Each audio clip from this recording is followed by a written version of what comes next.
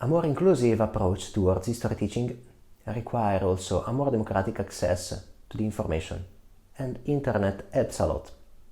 For this reason, we asked Iolanda Pensa for a lecture about the use of Wikipedia for teaching and learning purposes.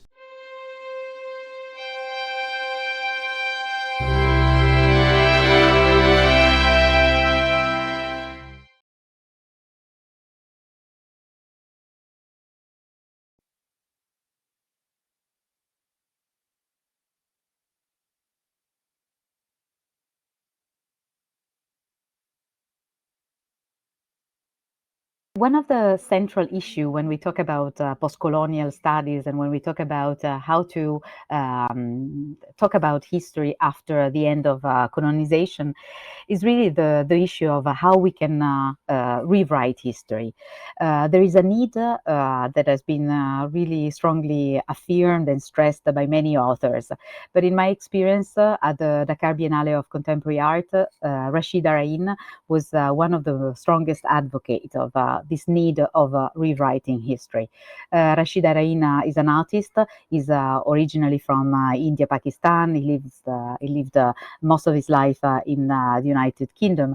But in particular, he was the founder of Third Text, a critical journal that have been very, very important to trigger research and to trigger discussion about how we can really highlight the history and the culture of many countries in the world, and how we can also combine histories and acknowledging complexity.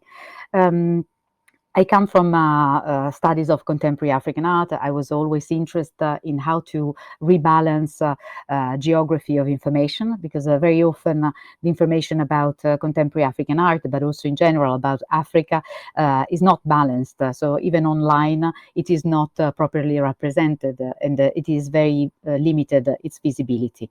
So I was interested in how to rebalance this history, but also how to think about ways we can rewrite history.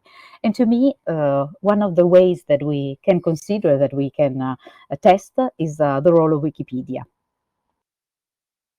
We have sometimes the impression that the internet is a democratic place, that everything that is on the internet is accessible, that everybody can find whatever is looking for. In reality, the majority of the internet is a place where you need to know the address to actually reach that location. There are only few very big hubs. This is an old map of the internet. Now the hubs are even bigger. And those places are where are hubs, are nodes of the network where everybody passes through. And the Wikipedia is one of those. And in reality, Wikipedia has an incredible power compared to simple website and other website. Of course, now there will be a huge visibility for Google, Meta, Facebook, and of course now the internet is changing with services that we access within Facebook, Instagram, but also our use of internet is completely changed and transformed by certain services that are major. But still, Wikipedia has a very powerful role, and it is important to consider it's different compared to the rest of the internet. Well, the first thing is that it's still incredibly powerful. Wikipedia has over 20 billion views per month. It has an incredible community of active users and registered users. It is the biggest online active community existing in the world. And furthermore, it has over 300 linguistic editions. It means that it has the biggest capacity of translation ever existing in history. Wikipedia is also part of a broader ecosystem.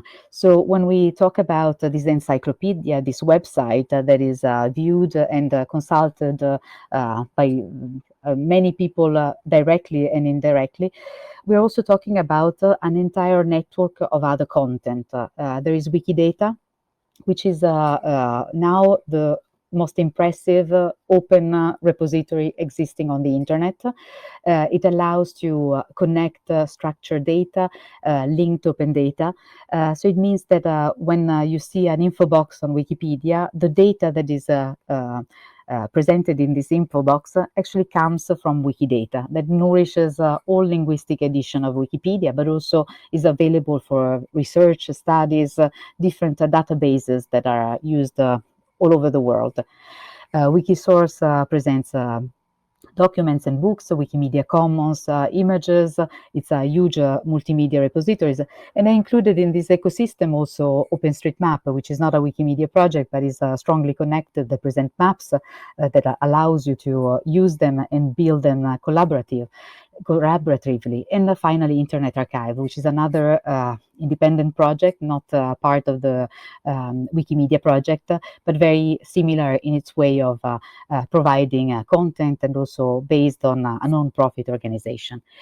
All those projects rely on an open infrastructure. They are collaborative projects. They are built by users. They are managed as a non-profit organization, and the community have a very active role in them.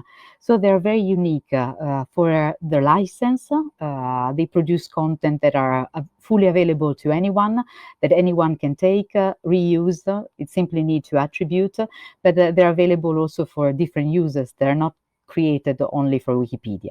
And all their content are also produced within this open infrastructure. I like to think about Wikipedia as really l'écriture infinie, the book that is never finished.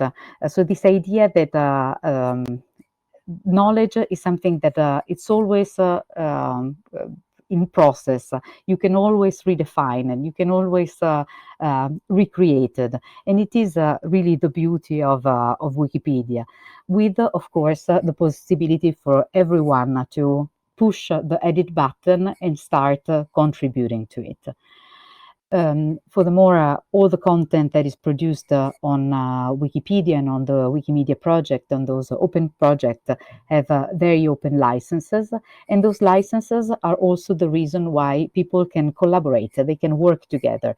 They agree that whatever they do is available for all purposes, and it can be even reused for commercial purposes, for non-profit, non-commercial purposes. It's really available to all, and also for modification. So contributors can add the text, can add an image, but they can also identify site that they can actively participate in the improving knowledge and adding knowledge to what is already available.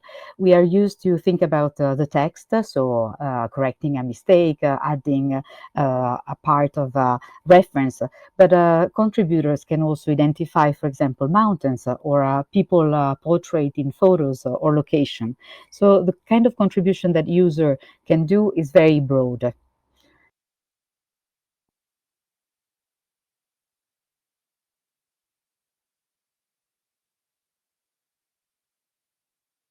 The reason why I think Wikipedia is really the location where history can be rewritten is because of the 5 pillars of Wikipedia. Wikipedia is an encyclopedia. This is the first one. But the 3 core principles are related to based on neutral point of view, free, that anyone can edit and release with open licenses. It obviously require a code of conduct. And finally, Wikipedia is also a space to experiment and also change rules and propose new ways of doing things. In particular, thinking about rewriting history and redefining history, what is extremely important is, of course, the possibility for anyone to contribute, but also a vision that is embedded within the encyclopedia. The idea that Wikipedia articles needs to be written in a neutral point of view. So all all major perspective needs to be presented in a balanced way, so that you can really understand a topic from also the different points of view that exist. Also, an important aspect of this approach on neutral point of view is the possibility of focusing on an historiographical approach. So the possibility of documenting not only the different point of view, but also how that concept, that history changed through time, which is something that, of course, we see very often in how knowledge changes through time, evolutes, and also we can see it in the way we perceived a certain concept in a time frame, and obviously we re-question them through time. Also, Wikipedia requires that every information has a source. We call it verifiability, so the possibility to verify every information that is contained in the encyclopedia, and allow Wikipedia to connect to sources is very important to guarantee that Wikipedia presents true information or correct information, and also this exchange with the sources. The characteristic of citing sources is also essential to allow that an article presents the different perspective.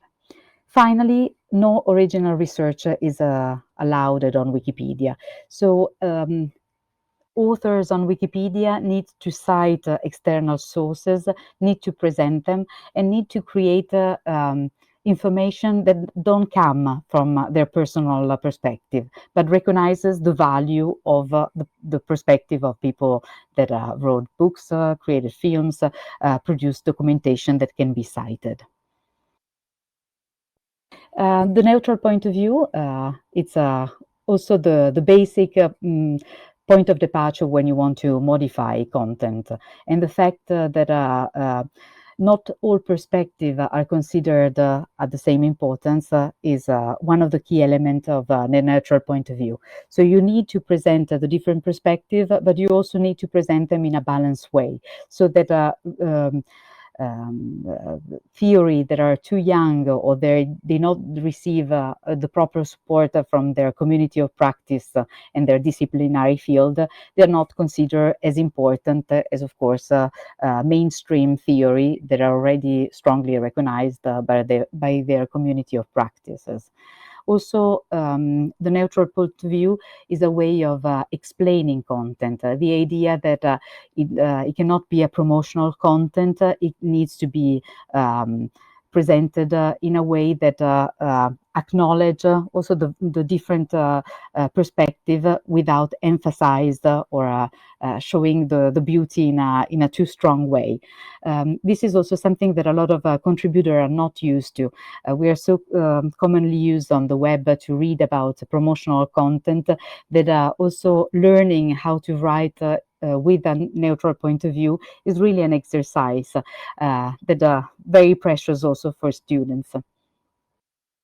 The second element of citing sources is also a very precious element to learn in school. Being capable of associating an information to its original source, also understanding how to look for a source, being able to quote correctly a source, are all very important competences for students, and of course very important when we use knowledge on Wikipedia. So it means to become a good reader of Wikipedia, but also becoming in our own work capable of using sources.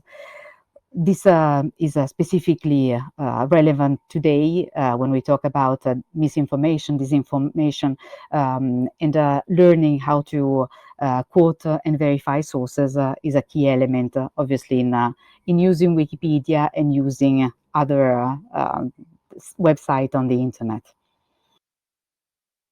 The last issue is related to reliable sources. So not all sources are considered the same on Wikipedia, and scientific journals, a monograph from an independent publisher, those are sources that are highly valued. Of course, Wikipedia is also biased for many, for its very structure. Very often, the majority of sources come from the north of the world. We often don't recognize as the importance of research center outside of the major US universities. So the balance of how we cite sources is not appropriate, but the idea behind Wikipedia and the use of sources is really to rely on their independence and making sure that we quote content that has been acknowledged by their community of practices. What is really interesting in this attention to the sources is that Wikipedia can really be a website that connects a lot of different culture and different content. The capacity of Wikipedia of containing an infinite amount of knowledge is obviously fascinating, and it allows really to focus on a universal perspective of the world. It is also the vision behind Wikipedia, this idea of giving access to all knowledge of the world, but also allowing that all knowledge of the world is presented. It can be central knowledge, so knowledge that is already acknowledged as something very important, very well known, but it can be also the knowledge of small communities, minorities, a knowledge that is the most diverse and also contemplates all places and all communities. What I also find fascinating about Wikipedia, and the reason why I consider it an appropriate place to rewrite history, is also how immediately we can influence knowledge on this encyclopedia, really enriching knowledge, adding content, and we can do this a lot by opening up archives and taking advantage of open access, open data, collaborating with cultural institutions, museums, libraries, and archives. It's really that we can inject on Wikipedia new content and allowing this content really to improve. And we can visualize this improvement because Wikipedia and all the Wikimedia project and all this ecosystem of project work as an incredible archive. Every single edit is recorded, and you can monitor how content has changed and how contribution has been done through time. So you can really visualize what has been produced. So if we think about Wikipedia, there is a lot of content that is missing. This is a representation of the location of academic knowledge, so where publications, scientific publications are mostly produced. And we can see that it's quite similar to also the proportion of articles on Wikipedia. There have been, in the last years, a very strong investment by the Wikimedia Foundation, by the policy and the community in highlighting the importance of enriching content from all over the world. This, for example, is a map representing the distribution of biography on Wikipedia over the last centuries. Of course, there are continents that might have less protagonists because there is less documentation and publication, but it's also true that if we think about football player and actor, there is no reason why there are less protagonists in the 20th century. Also, other representation of Wikipedia shows how Wikipedia is not yet geographically balanced. So we really need to enrich its content, but the possibility of doing it is there. So Wikipedia aims at presenting knowledge from everywhere in the world to acknowledge all protagonists and all content. And it is a contest that can allow to connect and present this knowledge. I led a project called Wikipedia Primary School some years ago to look at content coming from South Africa. So we looked at the curriculum of primary school in South Africa because it was a particularly interesting case since the school is taught in 11 languages in South Africa. So we wanted to see the quality of article associated to the topics that are taught in school and map them. We also brought this project later during the 2020 during COVID, and we looked at the curricula in Italy from primary school to high school on a series of subjects, and it might be interesting to look at those articles. What we wanted to see is since Wikipedia considers itself an open educational resource, we wanted to see what was the quality of content that is actually or that we can associate to topics that are treated that are taught in Italian school. The reason of doing it for South Africa was really to create a notable article and making sure that arguments, content, and topics that are taught in one country do exist on Wikipedia in many languages. What we saw in Italy is that all the topics that are taught in school are present on Wikipedia, so they are not missing major absent. But on the other hand, what you see is that you have articles that are very visible, that are read by so many people, but sometimes they have issue, or they're not been changed for a long time, or their summary is not clear, or they miss images, or they're not complete. So what we wanted to do is, on one side, look at those articles, what is their quality, and on the other side, supporting volunteers in improving them.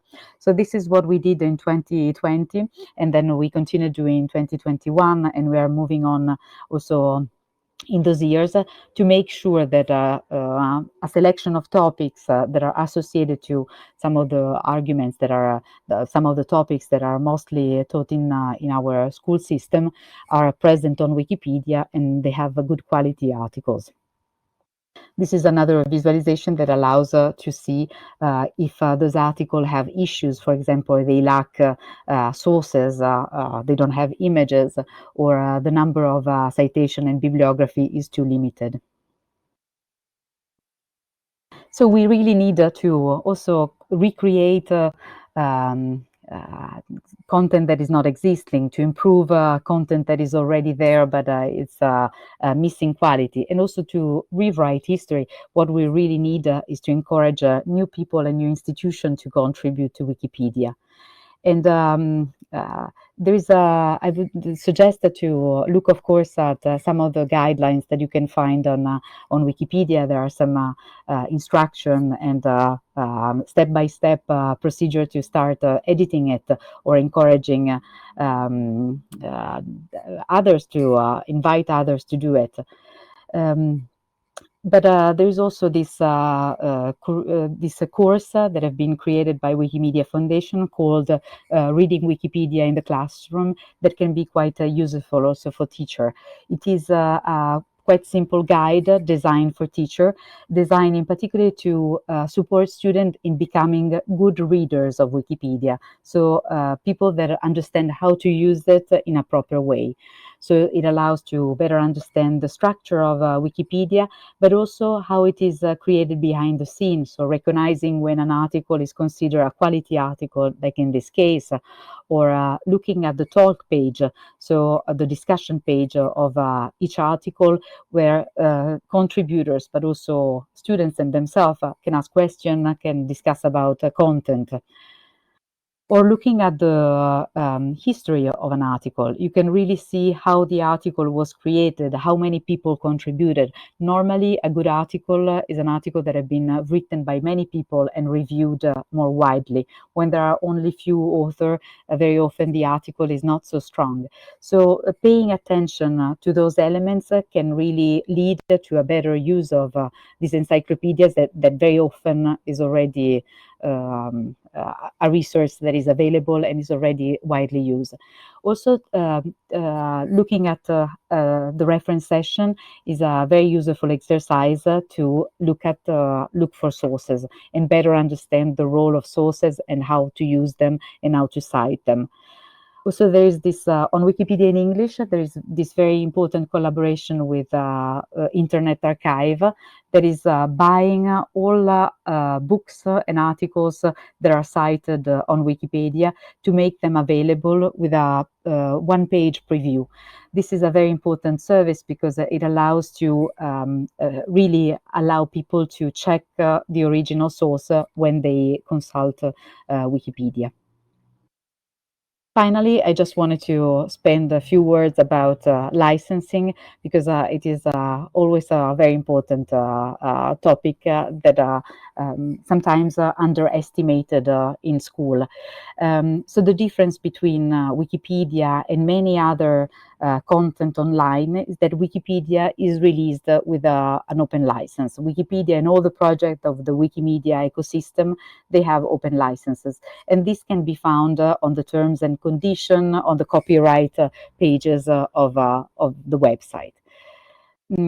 when you find something that is free online, doesn't mean necessarily that is open. There are a lot of proprietary projects and services that are available for free, or we think that is for free, but is not completely free, and they're not open. So it is important also to differentiate the tools and the product and the services that we use online.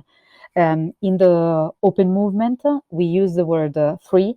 That means freedom. So it means that anyone can use that content for their own purposes, commercial or non-commercial purposes. It can modify it, and it requires that the terms and condition allows modification and they allow reuse. So the term and condition need to be clearly expressing this freedom. And this is just an overview of some of the tools that are free and open. So in the true definition of it, and on the other side, you see some of the tools that are for free, so you can access them, but in reality are not. And it is important to take to put some attention to the differences between the tools, because very often proprietary services, they have a use of data of and their attention to privacy can be questionable, let's say. So be careful to also see the difference and to acknowledge it, and also to choose and understand the differences between the available services. Just to an example of the reason behind the open tool is this fantastic project that had been launched in Switzerland and now is an international project from the Free Software Foundation. It's called the Fedigov, and it is an encouragement to public institution to promote tools that are really open and free. So making sure that they support software and open licenses when they promote also social media. There are some alternatives that allows to respect more clearly sovereignty, privacy, also a use of public fund for open tools, and legal certainty.